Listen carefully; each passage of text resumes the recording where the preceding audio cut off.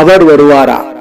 கருமேகம் பார்த்து வாய்பிளந்து நிற்கும் வானம் பார்த்த நிலம் போல, புறப்பட்ட இடத்திற்கே திரும்பி வரும் மெரினாவின் குதிரை போல வருடா வருடம் வருவார் வருவார் என்று எண்ணெய் பலகாரத்திற்கும் சேர்த்துத்தான்.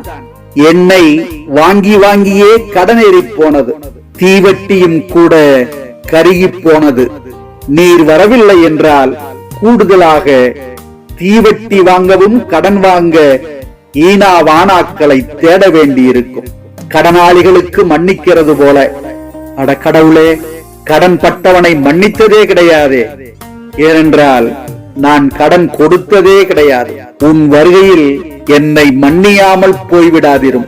வஸ்திரம் இல்லாதிருந்தேன், வஸ்திரம் கொடுத்தீர்கள். இந்த வரிசையில் கடன் வாங்கினேன், கடனை திருப்பி கேட்கவில்லை என்பதையும் சேர்த்துக் கொண்டிருக்கலாம். சந்து பொந்துகளிலே நின்றிருந்தேன், கல்யாண சமையல் சாதம் ஓடிவா என்றார்கள். கட்டியிருந்த கந்தல் ஆடையோடு விருந்து தீர்வதற்குள் ஓடி வந்தேன். வேறு இல்லை, என்ன செய்ய? நீர் கொடுத்த பட்டாடையும் தலைப்பாகையும் சகரியாவிடமிருந்து இன்னும் வரவும் இல்லை. என் கைகால்களை கட்டி புறம்பான இருளிலே போட்டு விடாமல் நீர் ஆயத்தம் செய்திருக்கும் உன் தந்தையின் வீட்டில் ஒன்று தருவாயா? என் ஆதார் அட்டைக்கு முகவரி ஒன்று தேவைப்படுகிறது. எப்போது வரப்போகிறீர்? எனக்கு மட்டுமாவது சொல்லேன்.